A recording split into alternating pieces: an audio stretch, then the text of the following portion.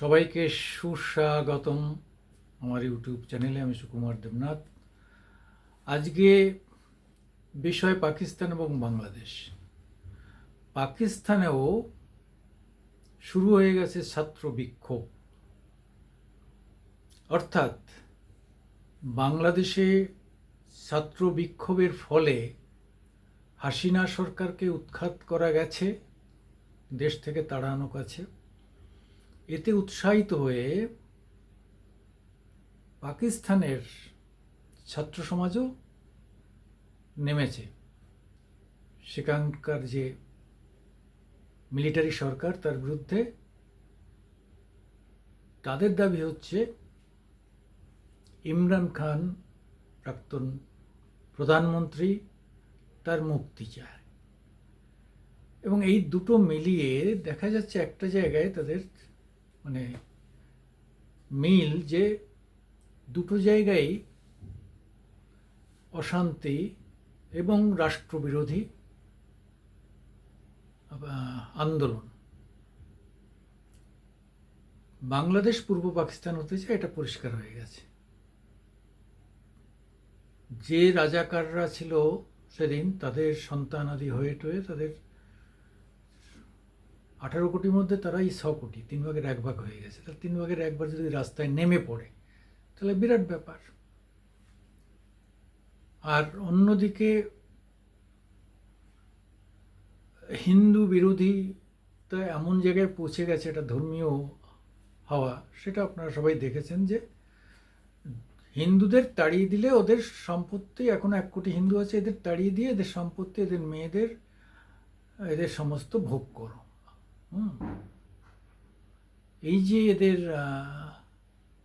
ধর্মীয়ভাবে মোল্লারা বোঝাচ্ছেন, মুমিনরা বোঝাচ্ছেন আলামতের মাল, মানে ওদের কাছে মহিলারা মাল, আলামতের মাল। যেমন একটা সিন্দুক, যেমন একটা বাক্স প্যাটরা, মহিলারা ওদের কাছে গনিমতের মাল, আমার নাম গনিমতের মাল।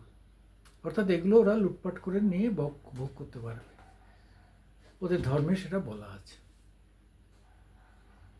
এবং সেই অবস্থাটা করে তারা হাসিনাকে দেশ ছাড়া করেছে। এখনও সেখানে প্রত্যেকটা জায়গায় অশান্তি, মানে একটা দেশ কি চরমভাবে মানে নিয়ন্ত্রণের বাইরে। সেনাবাহিনী নামকাওয়াস্তে আছে, ইউনূস প্রধানমন্ত্রী হয়ে ওই রাজভবনে, বঙ্গভবনে আরাম করছেন খ্রিস্টান বান্ধবীদের নিয়ে। এটি 80 বছরে খুব বেশি তো আরাম করা যাবে না, তবু করছেন আর কি।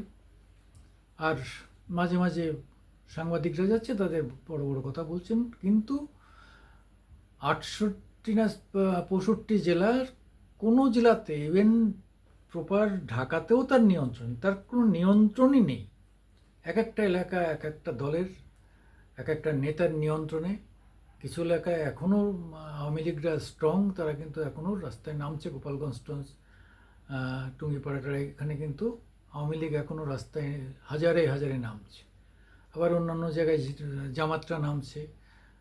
এখনও ছাত্ররা ভাবছে যে তারাই এই স্বাধীনতা এনেছে, মানে তাদের ভাষায় তাদের স্বাধীনতা এনেছে। তারা শহরাঞ্চলে বিভিন্ন জায়গায় মাতব্বরি করছে, ছেলেরা মেয়েরা মিছিল করছে।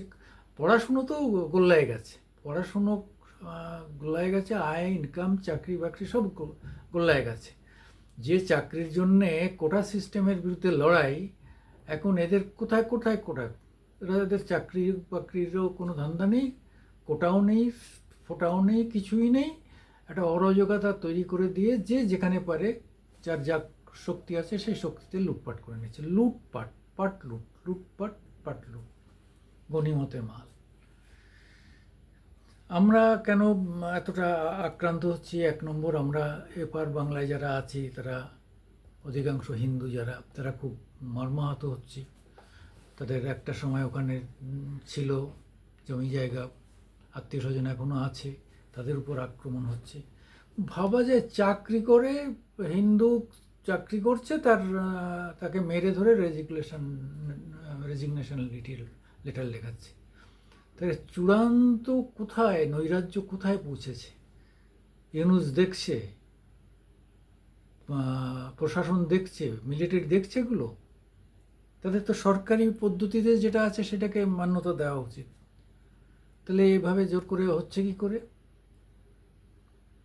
26 লক্ষ চাকরি করে, 26 লক্ষ হিন্দুরা, ওখানকার হিন্দুরা চাকরি করে, তারা বাংলাদেশের লোক চাকরি করতে যাবে কেন? ভারতের লোক চাকরি করতে যাবে কেন? মানে ওদের কাছে হিন্দু মানে ভারতীয়। আরে তারা তো ওখানে জন্মেছে, ওখানে লেখাপড়া করেছে, ওখানে ইউনিভার্সিটিতে গেছে, ওখানে কলেজে গেছে, ওখান থেকেই তারা পাশ করে ওখানে চাকরি পেয়েছে। কিন্তু নির্বোধকে কে বোঝায়? শিক্ষার অভাব থাকলে একটা জাতির কি চরম দুর্দশা। হয়তো কিছু লোককে তোরা মেরে ফেললি, ঠিকই আছে, হিন্দুরা গেল মরল, 1 কোটি মরবে, তা তোদের তো বাকি যে 17 কোটি, তাদের কী অবস্থা?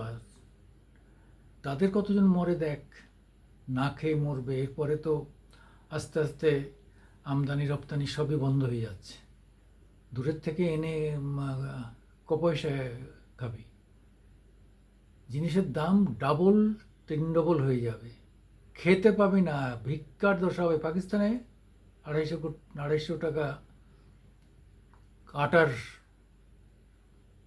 কেজি, একটা রুটির দাম কত পড়ছে?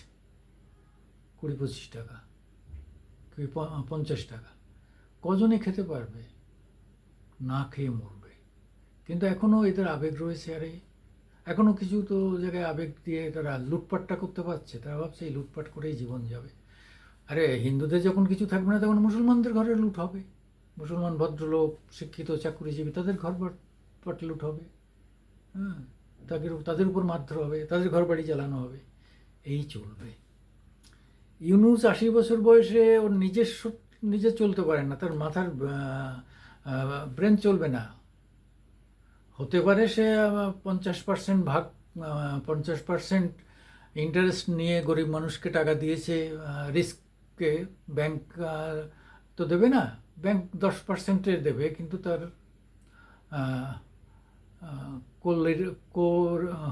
কী বলে, কোল্যাটারাল কিছু সম্পদ জমা দিতে হবে। তা সেটা যে সাধারণ মানুষ দিতে পারবে না, সেই জায়গায় 48 থেকে 50% সুদ খেয়ে তাদের টাকা দিয়ে, আবার ঠ্যাঙ্গাড়ে বাহিনী দিয়ে বাড়ি থেকে তুলে এনে তাদের বউয়েদের উপরে অত্যাচার করে করে সেই টাকা আবার উদ্ধার করে তিনি হয়ে গেছেন একটা নতুন অর্থনীতির বিরাট ব্যাপার হয়ে গিয়ে তিনি একদম আমেরিকার লোক হয়ে গেলেন। আমেরিকাকে টোপ দিয়ে নোবেল প্রাইজ দিয়ে ব্যাস বিরাট ব্যাপার।